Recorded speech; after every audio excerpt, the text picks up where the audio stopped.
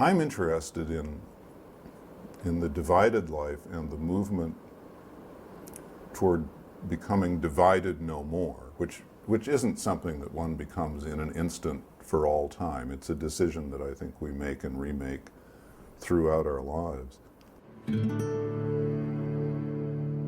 We are born with a seed of true self that contains the spiritual DNA of our uniqueness, an encoded birthright knowledge of who we are, why we are here, and how we are related to others.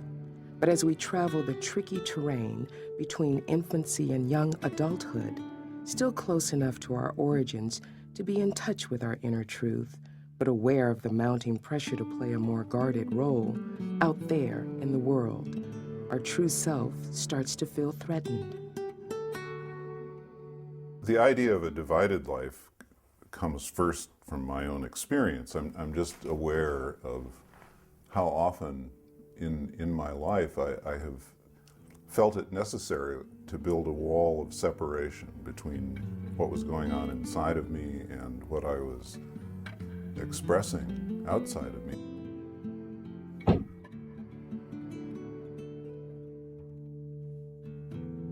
We live in a world where it feels threatening to let our own identity and integrity reveal itself. And so we build this wall, partly for interior reasons, and then I think as we grow older, we work our way through a series of institutions, especially schools and the workplace, where we're actively taught to keep that wall high and wide and thick. As the outer world makes more demands on us, we stop doing the things children do to stay close to their souls, things like daydreaming and play acting. And the closer we get to adulthood, the more we stifle the imagination that these things require. Why? Because imagining other possibilities for our lives would remind us of the painful gap between who we truly are and the role we play in the so-called real world. As Thomas Merton once said, most of us live lives of self-impersonation.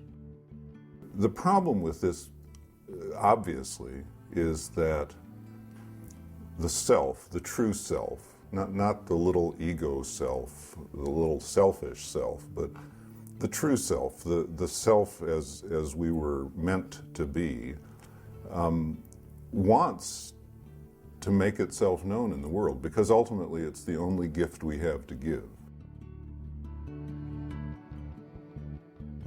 The soul wants us to be grounded and true, to keep us connected to the community in which we find life.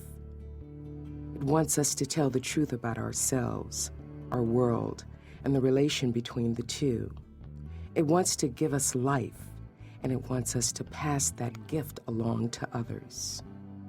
I really believe that the gift we have to give to each other and to the world is not first and foremost in the skills that we went to school to learn, or the trained capacities that we've developed. Those are valuable, sure enough, but the selfhood that we can offer each other, the gift of identity and integrity, the gift of presence, to live a life in which you're not offering that gift, I think is somehow, we know intuitively that kind of life, it falls short of why we're here, who we were meant to be, how we were meant to be.